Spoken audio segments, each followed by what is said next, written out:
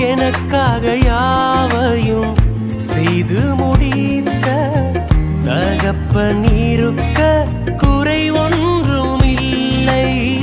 நான் நம்பும் மனிதர் நிரந்தரம்